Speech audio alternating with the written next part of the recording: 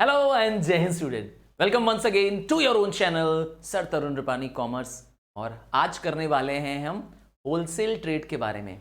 हाँ, सुन तो रखा होगा आपने कि होलसेल का मतलब क्या है। हाँ भाई, तुमको चाहिए एक पैकेट मैगी, तो तुम कहाँ जाओगे? रिटेलर के पास जाओगे कि होलसेलर के पास जाओगे? आपका जवाब होगा सर हम रिटेलर के पास जाएंगे। तो अगर तुमको चाहिए 1000 पैकेट ऑफ मैगी, हाँ भाई, पूरे मोहल्ले में बांटना है, बताओ कहाँ जाओगे? डेफिनेटली जाओगे होलसेलर के पास। तो होलसेल ट्रेड आज हमारा टॉपिक यही है। होलसेल क्या करता है? होलसेलर जो होता है वो प्रोड्यूसर से खरीदता है और रिटेलर को बेचता है। अब ये रिटेलर क्या करता है? रिटेलर जो कि होलसेल से खरीद लेता है और मुझको और आपको, जिसे हम कहते हैं अल्टीमेट कंज्यूमर को, मैं और आप जो अल्टीमेट कंज्यूमर हैं, हमें ये बेच देता है। तो होलसेलर और रिटेलर ये दोनों होते हैं मर्चेंट मिडिलमैन। हाँ भाई, मिडिलमैन है, मर्चेंट है। मर्चेंट इसलिए कह रहा हूं, दोनों व्यापारी हैं, दोनों बिजनेसमैन हैं और लिंक करते हैं प्रोड्यूसर और कंज्यूमर को। ठीक है, चलिए आपको समझाते हैं आज ट्रेड के बारे में हम थोड़ा डिटेल से। तो ट्रेड मींस, ट्रेड एक कॉमर्स का पार्ट है और ट्रेड का मतलब है buying and selling of goods. तो ट्रेड में इन्वॉल्व पीपल, मर्चेंट्स, ट्रेडर्स, ये बहुत तरह के लोग होते हैं जो कि हेल्प करते हैं ट्रेड को परफॉर्म करने में।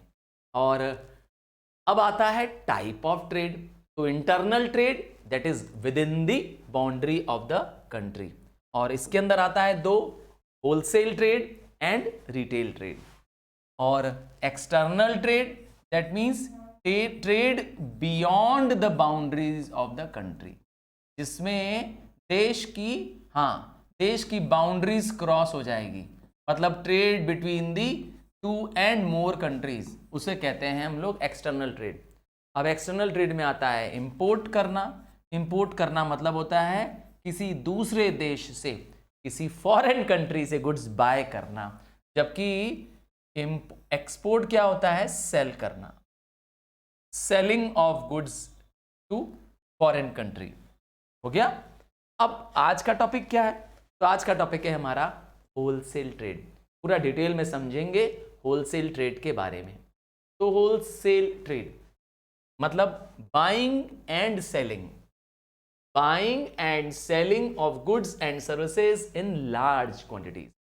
याद रखिएगा, होलसेलर क्वांटिटी में, बड़े क्वांटिटी में डील करता है। आप पहुंच गए किसी थोक व्यापारी के पास, हाँ, दुकान पे लिखा होता है थोक व्यापारी, तो वो आपको स्मॉल क्वांटिटी नहीं देना पसंद करेगा, क्योंकि उसे बॉक्स खोलना पड़ता है, उसे ज़्यादा एफर्ट लगाना पड़ता है एक छोटा सा ट्रांजैक्शन करने के लिए। वैसा वो लोग करना पसंद नहीं करते हैं, इसीलिए आपको रिटेलर के पास जाना होता है। तो होलसेलर क्या करता है? बड़ी क्वांटिटी में बाय सेल करता है। इनका मकसद होता है रीसेल करना गुड्स। क्या करना? रीसेल, खरीदते हैं प्रोड्यूसर से रीसेल करने के लिए। अब इनके कुछ कैरेक्टरिस्टिक्स, कुछ फीचर्स। पहला फीचर्स है बायज इन बल्क। किससे बाय करता है? मैंने बताया प्रोड्यूसर से खरीदता है। And resell them to retailers in smaller quantities, छोटे छोटे क्वांटिटीज में, छोटे छोटे लॉट्स में रिटेलर को बेच देता है। क्या करता है? कुछ ही टाइप ऑफ प्रोडक्ट्स में डील करता है। अब इसके पास बहुत वाइड वैरायटी ऑफ प्रोडक्ट्स नहीं होते हैं। अगर फॉर एग्जांपल वो मैगी का, मतलब नेस्ले कंपनी का होलसेलर है, तो उसके पास नेस्ले के प्रोडक्ट तो मिलेंगे, पर आप उसको बोलोगे कि हिंदुस्तान लीवर का प्रोडक्ट दे दो, नहीं दे पाएगा। समझ गया ना? तो वो किसी लिमिटेड टाइप ऑफ गुड्स को ही डील करता है। और ये एक इंपॉर्टेंट लिंक है प्रोड्यूसर और रिटेलर के बीच में। ये अपने प्रोडक्ट्स को डिस्प्ले नहीं करता है, एडवर्टाइज नहीं करता है, क्योंकि ये इसको सजाना नहीं है, इसको रिटेलर्स को बेचना है, पब्लिक को नहीं बेचना है। इसीलिए इसको गुड्स को दिखाना नहीं है, शो नहीं लगाना है। जबकि रिटेलर्स क्या करता है? एक विंडो डेकोरेट करता है।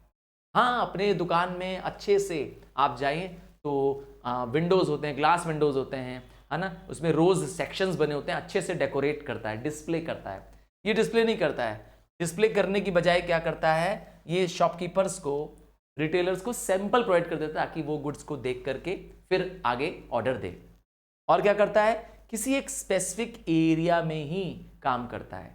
रिटेलर्स उनके एरिया के, उस होलसेलर के एरिया के ही उनसे वो परचेज करते हैं। और कौन डिसाइड करता है, तो ये एरिया डिसाइड करता है प्रोड्यूसर। प्रोड्यूसर उसे एरिया अलॉट कर देता है। आइए फंक्शंस जाने होलसेलर के। सबसे पहला फंक्शन है खरीदना और अपने पास असेंबल करना। होलसेलर को कई सारे प्रोड्यूसर्स के साथ, कई सारे मैन्युफैक्चरर के साथ डील करना पड़ता है। उन सब से सामान लेता है और अपने पास असेंबल कर लेता है, एकत्रित कर लेता है। अक्सर उनके पास खुद के गोडाउन्स होते हैं, वेयर हाउसेज होते हैं। हाँ, उसके पास कुछ वेयर हाउस होते हैं, इसीलिए वो दुकानें अपनी सड़क के किनारे नहीं रखते हैं होलसेलर। अक्सर इनको कोई बड़ी बिल्डिंग होती है जहाँ पर वो खूब सारा सामान एक साथ भर सकते हैं, उसे हम लोग वेयर हाउस कहते हैं। ये अगला ही स्टेप है वेयर हाउसिंग। तो गुड्स को प्रिजर्व करके रखना, गुड्स को संभाल के रखना अलग अलग प्रोड्यूसर से खरीदने के बाद, और स्टोरेज करना। क्यों ऐसा करता है, क्योंकि वो टाइम लैग को फायदा देना चाहता है। ये टाइम लैग क्या होता है, देखिए गुड्स प्रोड्यूस होने के और बिक जाने के बीच में जो टाइम गैप होता है, यही होलसेलर क्या करता है, इसे टाइम के एडवांटेज लेता है। जैसे एग्जांपल के रूप में गुड्स लाइक अभी विंटर आ रहा है, हाँ ठंडी आ रही है, तो ठंडी के प्रोडक्ट अभी से ही, हाँ स्वेटर्स, जैकेट्स होलसेलर्स मंगवा के अपने पास रख ले रहे हैं। अब जैसे जैसे ऑर्डर आएगा अपने वेयर हाउस से निकाल के देते जाएंगे। तो उस टाइम लैग को क्या करते हैं, वो इस वेयर हाउस से क्या करते हैं, हाँ टाइम यूटिलिटी को क्रिएट कर लेते हैं। नेक्स्ट आता है ग्रेडिंग करना एंड पैकिंग करना।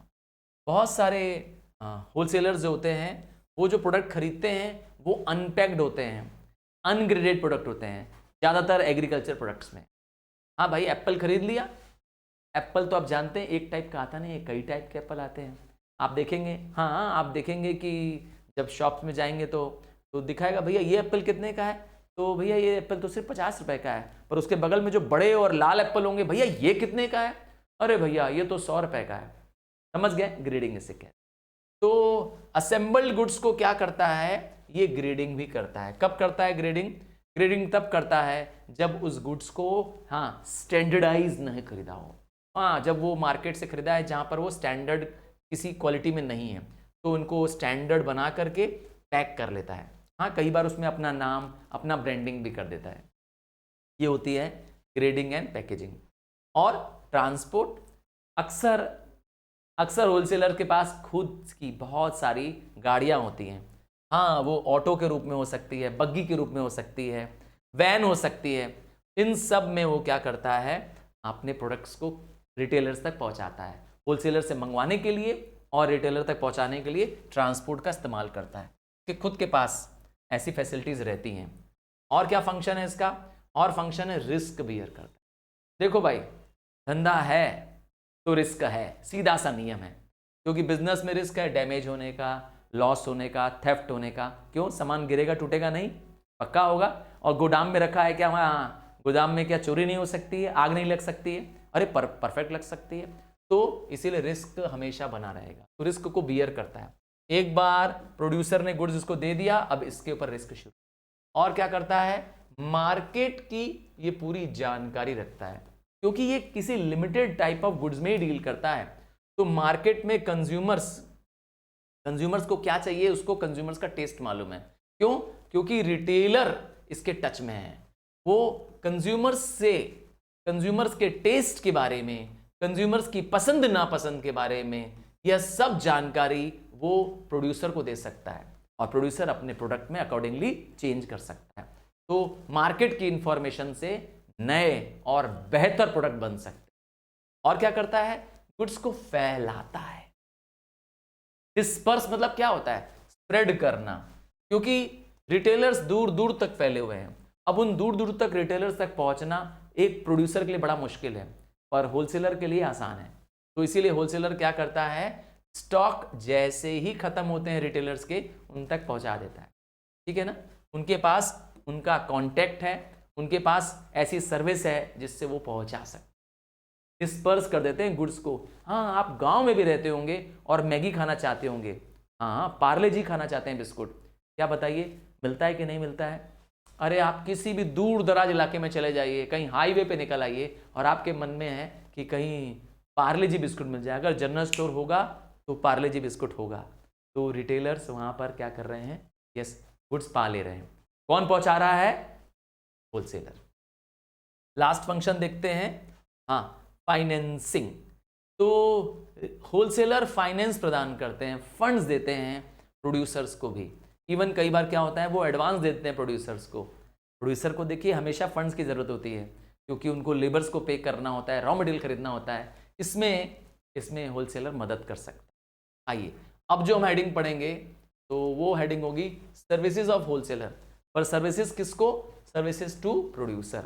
हाँ don't worry, services to retailer भी पढ़ेंगे, सर्विसेज टू कंज्यूमर भी पढ़ेंगे, प्रोड्यूसर की सर्विसेज, प्रोड्यूसर को सर्विसेज। तो आइए देखें होलसेलर क्या मदद करता है प्रोड्यूसर्स को।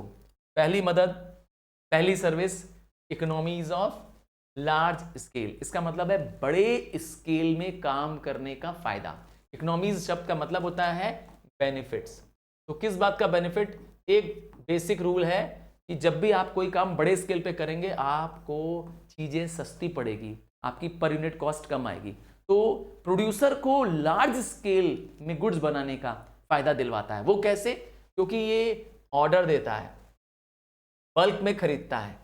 और प्रोड्यूसर को क्या फायदा मिलता है? प्रोड्यूसर को भी गुड्स को बल्क में लार्ज स्केल में बनाने का क्या मिलता है? का काम मिल जाता है। और आप बेसिक रूल जानते ही हैं कि जैसे ही आप लार्ज स्केल में डील करेंगे, हाँ कभी सोचा है कि चाइनीज प्रोडक्ट सस्ते क्यों होते हैं? उसका लॉजिक ये है क्योंकि वहाँ पे आबादी पॉपुलेशन हमसे ज़्यादा है, नतीजा वो बहुत बड़ी क्वांटिटी में गुड्स बना रहे होते हैं, इसीलिए उनका पर यूनिट कॉस्ट कम आ जाता है, इसीलिए चाइनीज मोबाइल सस्ते हैं। हाँ आगे दूसरा पॉइंट, असिस्टेंस इन डिस्ट्रीब्यूशन। एक होलसेलर ही एक ऐसा व्यक्ति है जो ऑर्डर भी कलेक्ट करता है। हाँ भाई, अलग अलग अलग रिटेलर से ऑर्डर कलेक्ट करता है। अब मैन्युफैक्चरर को नहीं पहुंचना है वहां तक, ना, प्रोड्यूसर को नहीं पहुंचना, ये खुद पहुंचाएगा और उन स्कैटर्ड रिटेलर्स तक क्या करेगा? सामान पहुंचाएगा। तो कर रहा है ना हेल्प। असिस्टेंस मतलब हेल्प इन डिस्ट्रीब्यूशन। नेक्स्ट है वेयर हाउसिंग फैसिलिटी दे रहा है। मैंने बताया था होलसेलर के पास अपने वेयर हाउस होते हैं। अक्सर क्या होता है वो प्रोड्यूसर को हेल्प कर देता है कि गुड्स स्टोर हम कर देंगे, आपकी फैक्ट्री से बना गुड्स ला के हम रख लेंगे, आप टेंशन मत लीजिए, और आगे हम क्या करेंगे? रिटेलर को भेज देंगे। तो बोझ हल्का कर रहा है, ठीक है ना, सामान की जिम्मेदारी अपने ऊपर ले रहा है प्रोडक्ट को रखवाने की। और क्या कर रहा है? Forecasting demand. मतलब क्योंकि वो रिटेलर्स के टच में रहता है, क्योंकि वो रिटेलर्स से ऑर्डर लेता रहता है, तो मार्केट में क्या डिमांड आने वाली है, हाँ उसे पता है। रिटेलर उसे ऑर्डर दे देते हैं ना, तो इसीलिए वो क्या करता है? मार्केट की डिमांड का उसे पता रहता है कि फ्यूचर में कितनी डिमांड आने वाली है, और वो खुद भी क्या करता है? उस डिमांड के अकॉर्डिंग प्रोडक्ट खरीद लेता है।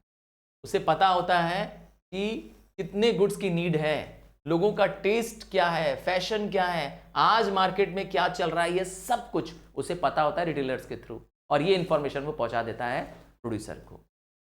और क्या करता है? प्रचार करता है, पब्लिसिटी करता है, क्योंकि होलसेलर क्या करता है? एडवर्टाइजिंग कैंपेन चलाता है, लोगों को, हाँ मीडिया को बताता है कि हम क्या प्रोडक्ट बेच रहे हैं, उनके सैंपल्स बांटता है, उनके कटआउट्स बनवाता है, हाँ होर्डिंग लगवाता है भाई। तो प्रचार हुआ कि नहीं, गुड्स बिके कि नहीं, और इसका फायदा प्रोड्यूसर को भी मिलता है। प्रोड्यूसर को बेनिफिट ये मिल रहा है कि उसको बैठे बैठाए क्या हो जा रहा है? उसके प्रोडक्ट की पब्लिसिटी हो रही है। और क्या करता है? फाइनेंशियल असिस्टेंस, तो मैंने पहले ही बताया कि वो फंड प्रदान करता है, अक्सर प्रोड्यूसर को समय से पहले एडवांस दे देता है। हाँ ऑर्डर देने के साथ साथ क्या देता है? एडवांस पेमेंट भेज देता है। अगेन होलसेलर के वजह से प्रोड्यूसर को क्या होता है? थोड़ा काम आसान हो जाता है। और क्या करता है? रिस्क बियरर भी है। मैंने पहले ही बताया था कि होलसेलर ऑर्डर भी लेता है, ऑर्डर को अपने पास स्टोर करता है। क्यों? स्टोर होने पे सामान खराब नहीं हो सकते हैं, ट्रांसपोर्ट के दौरान लोडिंग अनलोडिंग में सामान खराब नहीं हो सकते हैं, चोरी नहीं हो सकता है। तो ये सारा रिस्क किसका है? होलसेलर का है। एक बार प्रोड्यूसर ने गुड्स बेच दिया, उसके बाद प्राइस गिर जाए, फ्लक्चुएशन हो जाए, इन सब का रिस्क उसको सहना पड़ता है। एक और फंक्शन देख लीजिए, रेगुलर प्रोडक्शन में मदद करता है। एक होलसेलर हेल्प करता है प्रोड्यूसर को कि वो अपना प्रोडक्शन का पेस या स्पीड बनाए रखे। अरे भाई तुरंत ऑर्डर देता रहता है, एक ऑर्डर खत्म होता है दूसरा ऑर्डर देता रहता है, तो प्रोड्यूसर को भी क्या होता है, रेगुलर प्रोडक्शन करने का मौका मिलता है। तो ये तो जितनी भी हमने किया services of wholesaler to producer किया। अब हम कर रहे हैं services of wholesaler to retailer.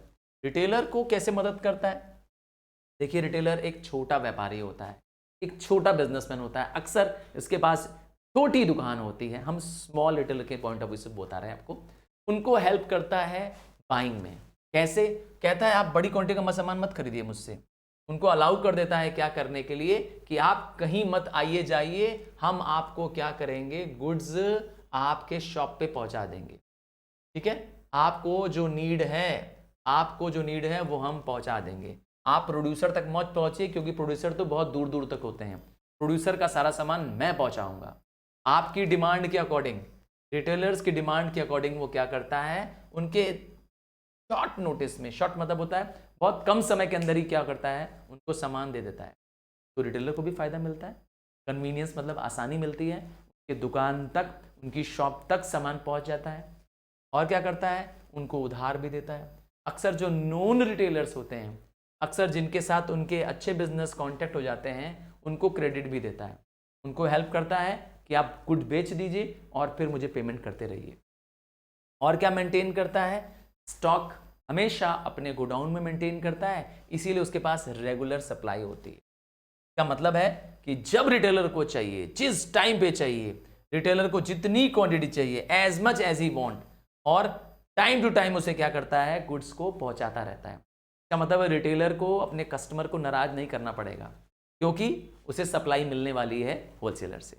और क्या करता है, अगेन पब्लिसिटी, सिमिलरली पब्लिसिटी का बेनिफिट रिटेलर को भी मिलेगा। होलसेलर एडवर्टाइजमेंट कैंपेन चलाता है क्योंकि, ठीक है ना, और उसका फायदा रिटेलर को भी मिलेगा।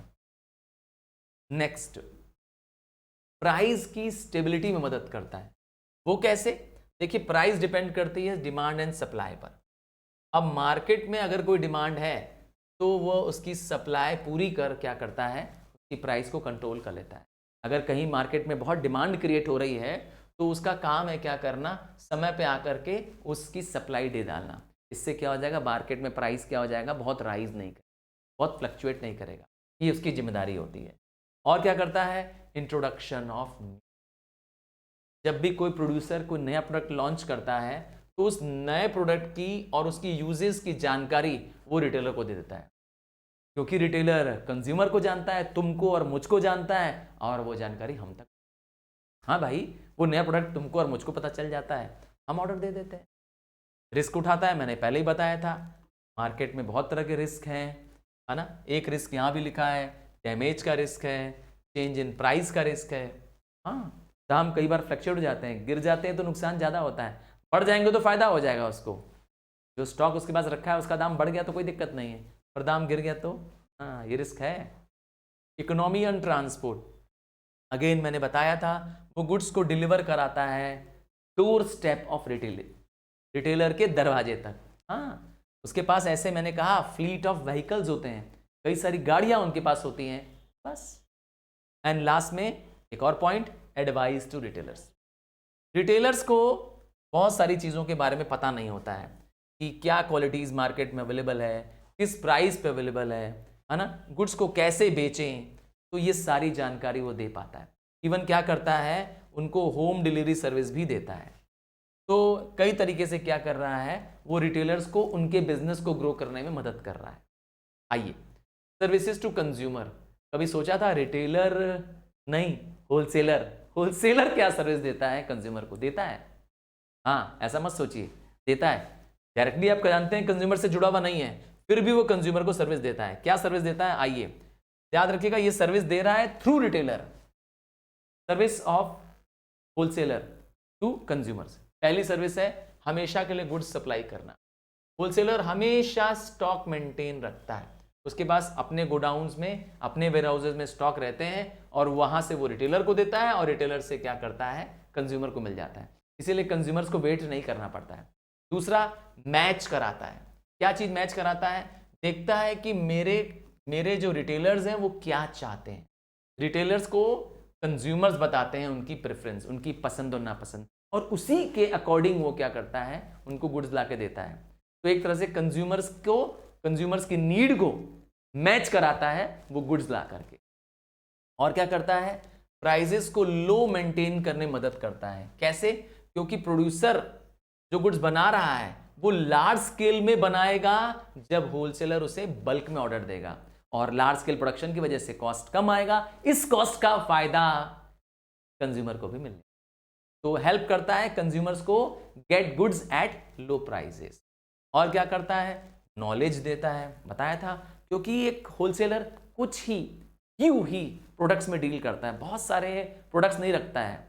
हाँ, मैंने बताया था ना, वो एक या दो ही टाइप के प्रोडक्ट्स को अपने पास रखता है, क्योंकि बहुत उसका स्टॉक मेंटेन करना पड़ता है, खूब सारी क्वांटिटी मेंटेन करनी पड़ती है, इसीलिए वो बहुत ज़्यादा वैरायटी डील नहीं करता है, इसीलिए उसमें वो एक्सपर्ट हो जाता है। तो होलसेलर के पास उस पर्टिकुलर वस्तु की, के टाइप की, उसकी क्वालिटी की, हाँ, उसके यूजेस की, ये सब जानकारी होती है, और ये जानकारी आगे वो रिटेलर और कंज्यूमर को पास ऑन कर देता है। और क्या कराता है, मार्केट में रिसर्च कराता रहता है। मार्केट में पता लगा रहता है कि मार्केट में और कौन सा नया प्रोडक्ट आ रहा है, या मार्केट में ये पता लगाता है कि कंज्यूमर को क्या नई चीज़ें पसंद आ रही हैं, उनकी टेस्ट क्या है, प्रेफरेंस क्या है, और उसी अकॉर्डिंग की इंफॉर्मेशन वो होलसेलर्स को, अरे प्रोड्यूसर्स को पहुंचा देता है। तो एक तरह से कनेक्शन बना हुआ है, देख लीजिए, ठीक है, चारों जुड़े हुए हैं आपस में, प्रोड्यूसर, होलसेलर, टेलर और कंज्यूमर। आइए अब हम जाने टाइप्स ऑफ होलसेलर। सबसे पहला है मैन्युफैक्चरर होलसेलर। देखो भाई, इसमें नाम में ही सब कुछ लिख दिया। मैन्युफैक्चरर है मतलब ये खुद क्या करता है, प्रोड्यूसर भी है, ये प्रोडक्शन का भी काम करता है क्योंकि ये प्रोड्यूसर भी है और होलसेलर भी है, ठीक है ना। तो ये एक बड़ा बिजनेसमैन है एक तरह का, तो इसके पास होलसेल का भी बिजनेस है, मैन्युफैक्चरिंग के साथ साथ ये होलसेलिंग का काम खुद ही करता है। बस हो गया होलसेलर। दूसरा होता है रिटेलर होलसेलर। हाँ, ये एक रिटेलर है, खुदरा व्यापारी, नाम सुना है क्या, और थोक व्यापारी। तो हमारे यहाँ थोक और खुदरा दोनों मूल्यों पे सामान मिलता है, तो समझ जाओ ये कौन सा व्यापारी है। हाँ भाई, रिटेलर भी है, मतलब आप जाएंगे स्मॉल क्वांटिटी में प्रोडक्ट मांगेंगे तो भी दे देगा, आप जाएंगे लार्ज क्वांटिटी में मांगेंगे तो भी दे देगा, क्योंकि ये बहुत बड़ा रिटेलर है, ये काम करता है बड़े लेवल पर। तो अगेन ये दोनों ही देगा, बल्क में भी दे देगा क्योंकि ये मैन्युफैक्चरर से डायरेक्टली खरीद रहा होता है, और सीधे कंज्यूमर को भी बेचता है।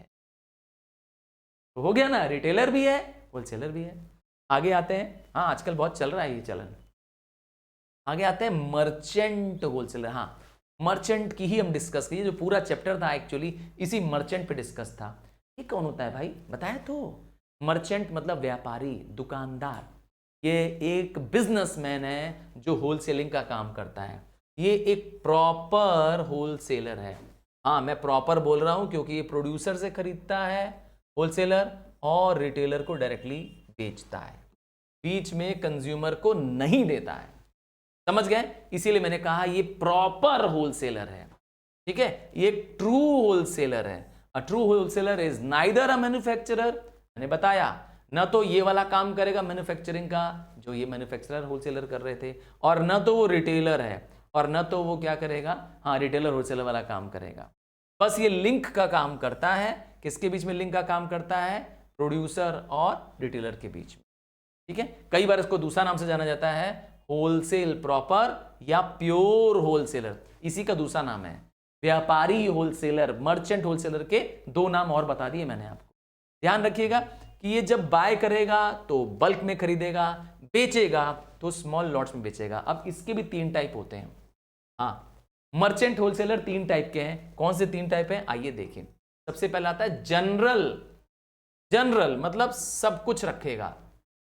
ये वो होलसेलर है जो वाइड रेंज ऑफ प्रोडक्ट रखता है, एक नहीं अनेक प्रोडक्ट इसके पास हैं।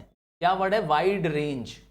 देखिए, डील्स इन वाइड रेंज, क्योंकि जनरल है, नाम पे देखो आ जाओ, याद करने की कोशिश मत करिए, जनरल है। He keeps several product lines, food भी रखा होगा, क्लॉथ भी रखा होगा, है ना, हाउस होल्ड अप्लायंस भी रखा होगा, मतलब इसके लिए उसको बहुत पैसे चाहिए होंगे।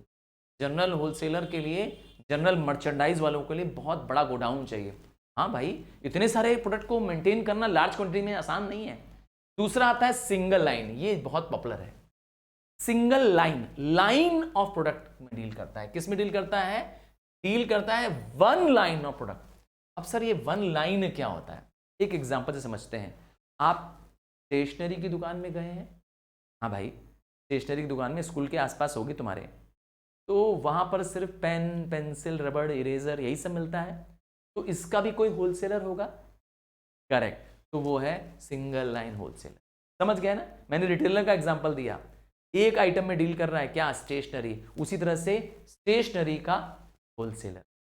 मेडिसिन का भी एग्जांपल ले सकते हो, दवा की दुकान पे जाते हो आप, बहुत सारी दवा ले सकते हो कंपनियों की, पर एक होलसेलर, किसका? Single line wholesaler of medicine क्या करेगा? किसी एक पर्टिकुलर ब्रांड की, किसी एक पर्टिकुलर ब्रांड की दवाओं को बेचे। ठीक है, तो सिंगल लाइन मर्चेंडाइज क्या करते हैं? ये किसी एक प्रोडक्ट में ही डील करते हैं। ही कीप्स डिफरेंट वैरायटीज, उसी की बहुत सारी वैरायटी रखता है, उसकी क्वांटिटी लार्ज अमाउंट पे रखता है। अब आता है स्पेशलाइज्ड होलसेलर। ये इन दोनों से हटकर है, सही सुना, इन दोनों से हटकर है। ये क्या करता है? ये स्पेशलाइज करता है इन सिंगल प्रोडक्ट। अब लाइन ऑफ प्रोडक्ट भी नहीं, लाइन में तो बहुत सारे प्रोडक्ट होते थे ना, जैसे मैंने कहा स्टेशनरी, यहां मैंने बताया सिंगल लाइन में स्टेशनरी। अब स्टेशनरी में तो पेन भी आती है, स्टेशनरी में तो पेंसिल भी आती है, स्टेशनरी में तो इरेजर भी आता है, और पता नहीं क्या क्या दुनिया भर की चीजें आती हैं, है ना, बहुत सारी चीजें आती है स्टेशनरी में। तो लाइन में तो बहुत सारी चीजें हो गई। अब लाइन में नहीं, अब हम प्रोडक्ट ही एक कह रहे हैं। अब ये सिर्फ पेन का होलसेलर है। किसका है? पेन का होलसेलर, पेन का होलसेलर। अब इसके पास सिर्फ क्या मिलेगा? एक वस्तु मिलेगी, सिंगल प्रोडक्ट मिलेगा, पेन। और अगर तुम इससे हाँ पेज मांग लोगे, नोटबुक मांग लोगे, तो ठेंगा दिखा देगा, नहीं दे पाएगा, क्योंकि ये स्पेशलाइज्ड है। समझ गए अब क्या है? तो अब ग्रोसरी के एग्जाम्पल से एग्जाम्पल समझते हैं। ग्रोसरी में तो बहुत सारा सामान आता है, हाँ भाई, राशन का तो बहुत सारा सामान आता है ना, पर एक ऐसा व्यक्ति जो सिर्फ चाय, टी का होलसेलर है, इसके पास जाओगे सिर्फ चाय मिलेगी, कुछ नहीं मिलेगा इसके अलावा। अब तुम इससे कॉफी मत मांग लेना, चीनी मत मांग लेना, सिर्फ एक चीज मिलेगी, चाय, टी लीव्स का होलसेलर है। हो सकता है ना? इसे कहते हैं स्पेशलाइज्ड, क्योंकि एक प्रोडक्ट में, लाइन में भी नहीं, उसमें भी एक प्रोडक्ट में डील करता है। समझ गए? ऐसा ही एग्जाम्पल दिया हुआ है एक साड़ी के होलसेलर का। अब साड़ी वाले के पास सिर्फ क्या मिलेगी? साड़ी मिलेगी। अगर आप उससे शर्ट का कपड़ा मांग लेंगे, ट्राउजर मांग लेंगे, नहीं दे पाएगा। हो गया स्पेशलाइज्ड होलसेलर। अच्छा, कभी सोचा है होलसेलर होना चाहिए कि नहीं होना चाहिए? मतलब होलसेलर का सर्वाइवल या एलिमिनेशन? सर्वाइवल ये कहता है कि यस, हमारे समाज में, हमारे बिजनेस वर्ल्ड में होलसेलर होना चाहिए। और होना चाहिए, क्यों होना चाहिए? बहुत सिंपल सा लॉजिक है कि होलसेलर के इतने सारे फंक्शंस आपने मेरे साथ पढ़े, वो सब रीजन है उसके सर्वाइवल का। तो अगर आपसे सर्वाइवल पूछा जाएगा तो आप वो सारे फंक्शंस लिख सकते हैं, पर मैं कह रहा हूं नहीं भी होना चाहिए। एक सोच ये भी कहती है कि होलसेलर नहीं होना चाहिए क्योंकि होलसेलर कोई बहुत बड़ा काम नहीं करता है, हो सके तो हमारी सोसाइटी इसको रिमूव कर दो। तो आइए, क्या रीजन होगा इसको एलिमिनेट करने का? क्या रीजन होगा कि एलिमिनेट कर दे, हटा दे? तो पहला रीजन, सबसे बड़ा रीजन है कि प्रोड्यूसर की वजह से कॉस्ट बढ़ रही है, मार्केट में चीज महंगी हो रही है। क्योंकि होलसेलर मुफ्त में तो काम करता नहीं है, कुछ ना कुछ तो प्रॉफिट मार्जिन रखेगा कि नहीं रखेगा, तो वो उस प्रॉफिट मार्जिन की वजह से दाम बढ़, मतलब होलसेलर एक ऐसा व्यक्ति है जिसकी वजह से कंज्यूमर को ज्यादा कीमत। दूसरा क्या हो जाएगा? अक्सर होलसेलर्स बेईमानी करते हैं, हाँ, आर्टिफिशियली क्या करते हैं, सामान को स्टोर कर देते हैं, ज्यादातर फूड ग्रेन्स की बात कर रहा हूं मैं, और उसको क्या करते हैं, मार्केट में शॉर्ट सप्लाई होने की वजह से जब दाम भाग जाता है, आर्टिफिशियली स्केर्सिटी हो जाती है, उसकी वजह से खूब पैसा कमाते हैं। हाँ, ये बहुत करते हैं, अक्सर वो करते हैं। मैंने बता दिया, ज्यादातर वो फूड ग्रेन्स वाले काम में करते हैं, क्योंकि फूड ग्रेन्स को स्टोर करने में जानते ही हैं अचानक क्या हो जाएगा। कभी सोचा है कि प्याज के भाव इतने बढ़ क्यों जाते हैं? सुना होगा ना कि प्याज महंगा हो गया, 100 रुपए 1 किलो हो गया प्याज, या टमाटर बहुत महंगा हो गया। तो इनका बेसिक रीजन ये वाले होलसेलर हैं। हाँ, टनों टन प्याज मंगवा के अपने गोडाउन में स्टोर कर देते हैं, और जब मार्केट में से मार्केट में जब प्याज की किल्लत हो जाती है, शॉर्टेज हो जाती है, फिर दाम चढ़ जाता है, क्योंकि डिमांड तो है, मजे लेते हैं लोग, तो आर्टिफिशियली क्या करते हैं, शॉर्टेज पैदा कर देते हैं। आइए अब समझते हैं कि होलसेल ट्रेड होता कैसे, किस तरीके से इसको क्या किया गया, मैनेज किया, ऑर्गेनाइज किया गया है। तो एक होलसेलर एक व्यक्ति जरूर है, और उसके साथ एक टीम काम करती है। हाँ, वह व्यक्ति भले अकेला है, हाँ, अगर आप में से किसी के पेरेंट्स होलसेलर होंगे, उनको जरूर ये टीम होगी, ठीक है। अक्सर होलसेल ट्रेड करने वाला व्यक्ति जो होता भले अकेले है, पर उसके पास बहुत सारे लोग होते हैं। हाँ, उसके पास ट्रैवलिंग सेल्समैन होते हैं जो रिटेलर्स तक पहुंचते हैं। हाँ, दुकान दुकान तक जाने के लिए कोई आदमी चाहिए ना। और क्या होते हैं, उसके पास अपनी खुद की मोटर वैन्स होती है जो कि डिलीवरी कराती है। और अक्सर होलसेल ट्रेड करने वाले लोग जो होते हैं वो एक जॉइंट स्टॉक कंपनी ही खोल लेते हैं, क्योंकि काम बहुत बड़े लेवल का है, तो वो कंपनी के रूप में होलसेल ट्रेड का काम करते हैं। अब भाई जब कंपनी चलाओगे तो बहुत सारा डिपार्टमेंट बनाना पड़ेगा। जैसे उन्होंने बनाया एक परचेज डिपार्टमेंट, होलसेलर का परचेज डिपार्टमेंट।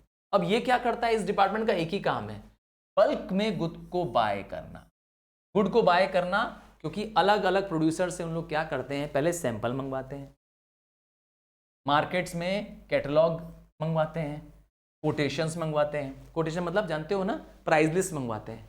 अब उनको कंपेयर करते हैं, और कंपेयर करने में देखते हैं कि किसकी टर्म्स एंड कंडीशन सबसे ज़्यादा फेवरेबल है, कौन सबसे बेस्ट हमें प्रोड्यूसर क्या कर रहा है, सर्विसेज दे रहा है, कौन सबसे कम कीमत मुझसे चार्ज कर रहा है। जो सबसे फेवरेबल होगा उसको ये लोग क्या करते हैं, ऑर्डर प्लेस करते हैं। न सिर्फ गुड्स का ऑर्डर देते हैं, बल्कि गुड्स को क्या करना है, इनको स्टोर करके रखना भी है, कलेक्ट भी करना है, असेंबल भी करना है। क्योंकि याद रखिएगा, ऐसा माना जाता है, if you buy well then it is assumed that you will be able to sell it. Goods को खरीदना, वो भी समझदारी से खरीदना, इस तरीके से खरीदना बहुत जरूरी है। तो पहला डिपार्टमेंट हो गया परचेज डिपार्टमेंट। दूसरा कौन सा डिपार्टमेंट है, परचेज करके करेंगे क्या, स्टोर करेंगे। हम रखेंगे गुड्स को कहां पर, स्टोरेज डिपार्टमेंट में। तो हर प्रोड्यूसर के पास अपना खुद का गोडाउन या वेयर हाउस होता है। ये क्या करता है, ये गुड्स रिसीव करता है, कहां से रिसीव करता है, प्रोड्यूसर से रिसीव करता है, ठीक है ना। अगर इसको गुड्स को रिसीव भी करना है, उस गुड्स को चेक भी करना है कि जो रिसीव गुड्स आया है वो सही है कि नहीं है, उसको उसकी रिसिप्ट्स को रिकॉर्ड मेंटेन करना है कि कितना स्टॉक किस किस वस्तु का उसके पास जमा, ठीक है। स्टोरेज करने के साथ साथ कई बार ग्रेडिंग का काम, पैकिंग का काम, इवन ब्रांडिंग का काम भी ये लोग करते हैं। मैंने बताया था उन प्रोडक्ट के साथ ऐसा करते होंगे जो अनग्रेडेड गुड्स आते हैं या जो नॉन स्टैंडर्डाइज गुड्स आते हैं। जैसे मैंने कहा था एग्रीकल्चर प्रोडक्ट, वो कि ग्रेडेड होते नहीं है, इसीलिए, है ना। जो बड़ी कंपनियां हैं भाई, जैसे फॉर एग्जांपल पार्ले जी है या हिंदुस्तान यूनिलीवर है, उनको ग्रेडिंग पैकिंग की जरूरत नहीं है, वो ऑलरेडी पैक्ड देते हैं, वो तो ब्रांडेड सामान है। अनब्रांडेड सामान को उन लोग ऐसा करते हैं, ठीक है। ये काम है किसका, स्टोरेज डिपार्टमेंट। अब स्टोरेज के बाद क्या करना है, बेचना है। तो ये सबसे इंपॉर्टेंट, यस, अगर पूरे होलसेल ट्रेड में सबसे इंपॉर्टेंट डिपार्टमेंट है तो बेचने वाला। ये क्या करता है, ये मार्केट में एडवर्टाइज कराता है, सेल्स प्रमोशन का काम कराता है, ताकि क्या हो, अपने गुड्स को हम बिकवा सकें। इनके पास बहुत सारे सेल्स मैन होते हैं, जिनको हम कहते हैं सेल्स रिप्रेजेंटेटिव होते हैं। ये जाते हैं रिटेलर्स की दुकानों पर, उनको सैंपल्स दिखाते हैं, अपनी एक ऑर्डर बुक ले जाते हैं जिसपे उनके हिसाब से सैंपल पसंद आने पे उनका ऑर्डर नोट कर लेते हैं, और फिर ज़रूरत की सारी इंफॉर्मेशन वो स्टोरेज डिपार्टमेंट को भेज देते हैं, जहां से गुड्स पहुंचता है। हाँ भाई सोचो, कल्पना करो कि रिटेलर के पास पहुंचा, ऑर्डर लिया, और फिर स्टोर डिपार्टमेंट को भेज दिया जानकारी कि भैया इतना सामान इस दुकान पे भेज दो, फला दुकान पे भेज दो। यही होता होगा ना, सोच के देखो, कल्पना करके देखो। हाँ, आइए, और कौन सा डिपार्टमेंट है, हाँ बहुत सारे, क्योंकि ये सब चीज़ सिस्टमेटिक करता है, होलसेलर बड़े लेवल पे काम कर रहा है। उसके पास होता है एडमिनिस्ट्रेटिव डिपार्टमेंट। हाँ, ये वो डिपार्टमेंट होता है जिसका काम होता है सारा एडमिनिस्ट्रेशन करना। भाई रिसिप्ट्स, कहाँ से पैसा कैश आ रहा है, किनका पेमेंट ड्यू है, ये सबका रिकॉर्ड कहीं ना कहीं मेंटेन होगा, हिसाब किताब करने वाला। भाई अकाउंटेंट कहाँ बैठता होगा, ऑफिस स्टाफ कहाँ बैठते होंगे, यहाँ बैठते होंगे। जो लेटर्स आ रहे हैं जा रहे हैं, जो रिकॉर्ड्स बिल्स आ रहे हैं, रिसिप्ट्स आ रहे हैं, सब यहाँ पे मेंटेन होते हैं। इवन यहाँ पर क्या होता है, रिक्रूटमेंट होता है, नए लोगों की ज़रूरत पड़ती है तो यहीं लेते हैं। ट्रेनिंग होती है, सबकी सैलरी इसी डिपार्टमेंट से जाती है। जितने लोग काम कर रहे हैं भाई, सेल्समैन काम कर रहे हैं, स्टोरेज डिपार्टमेंट वाले काम कर रहे हैं, उन सब की सैलरी भी ये एडमिनिस्ट्रेटिव डिपार्टमेंट देता है। This bring to the end of the chapter. Clear है? आई होप चैप्टर को मैंने पूरा क्लियर कर दिया है। और एक बात आप भूल गए, सब्सक्राइब नहीं कर रहे हैं, प्लीज़ प्लीज़ प्लीज़ चैनल को सब्सक्राइब कर दीजिए, तभी हम आपके लिए और कंटेंट बनाएंगे। क्योंकि जब तक आपका प्यार नहीं मिलेगा, सोचिए कैसे आएगी उस काम करने की एनर्जी। ठीक है, आपका प्यार मुझे चाहिए, आपका सपोर्ट चाहिए, आपके सब्सक्रिप्शन चाहिए। Thank you and love you and God bless you. Bye from now.